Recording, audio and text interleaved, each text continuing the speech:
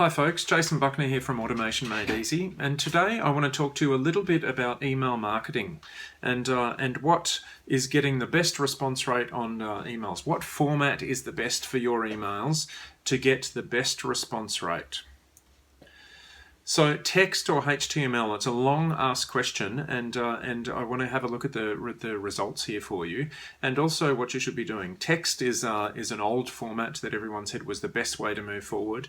HTML is a new format where we can put in some content, some coding, and some elements into our emails. You know, we can format our emails a little bit more, and I'm actually finding the best results are coming from a HTML style email, but with some text style editing. Let's have a look further.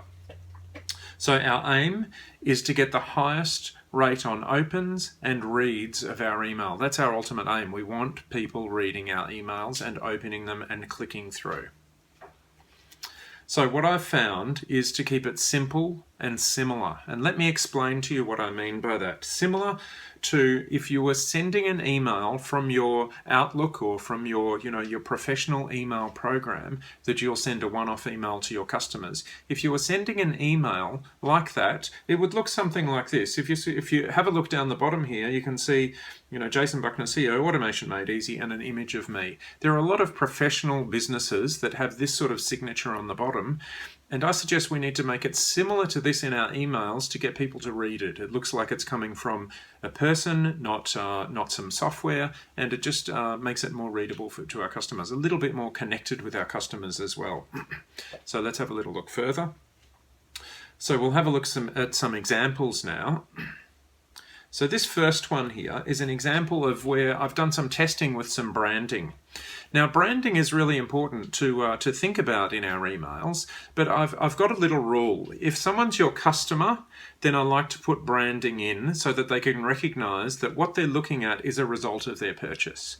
If someone's not your customer and they're a prospect, then I like to keep branding out and keep it like I'm sending a professional email as if I would be from my Microsoft Outlook or my Mac Mail or Gmail or something like that with the signature down the bottom.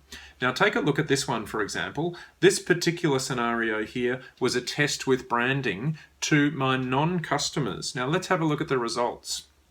In this particular case, there were 24% of opens, and that's a little bit low for what I'd be aiming for. Ultimately, you want to be aiming for 30 to 50% open rate, and generally what will happen is with your customers, you'll get about a 50% open rate, and with your prospects, you'll get about a 20 to 30% open rate. But what we're ultimately trying to do is get our best results. Of course, the subject line has a little bit to do with it here as well, but the main thing I was testing in this case was the branding on the email. So it's got Automation Made Easy, it's got that color scheme at the top, and it's got the odd signature down the bottom. Now, this didn't get a very good read rate on this one, so let's have a look at the next one here.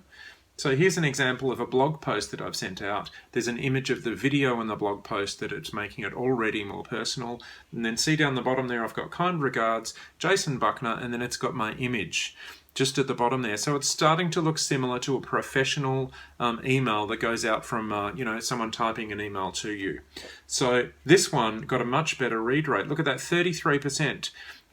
Much better just by making it a little bit more personal in the bottom of your email. So what I suggest, let's just have a look at that again. That section in the bottom there, kind regards, Jason Buckner, and an image in there. To start with, as a first point of call, that's the minimum you should be putting out on the bottom of your emails to start developing a relationship and getting connected with your customers. Let's have a look at how we do it in World Internet Office.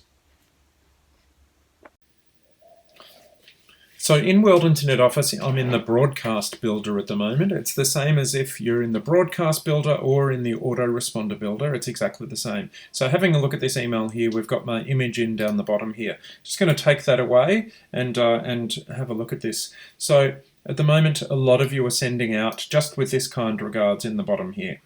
Let's just enlarge that up a little bit for you there so it's a little bit better. So kind regards in the bottom there. And then the signature that's already going out in the bottom of my emails is Automation Made Easy, and the address details down there. So what I suggest we all start doing is just hit an enter, and then we scroll. Let's just scroll up here and we have our cursor where we want the image to go, and then we press the image button here.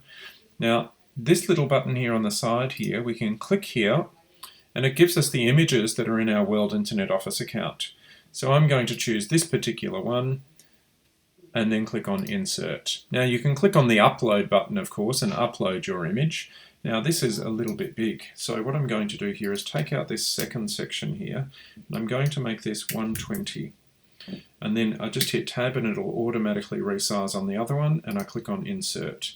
And there we go, it's put my image in there, and that's ready to go. That's the simplest thing that I suggest you all should be doing to every single one of your emails, so that you get a better connection with your customers. Putting your image in there is making the email more personal. It's giving your prospects something or someone to associate with, and it's building your relationship with them better.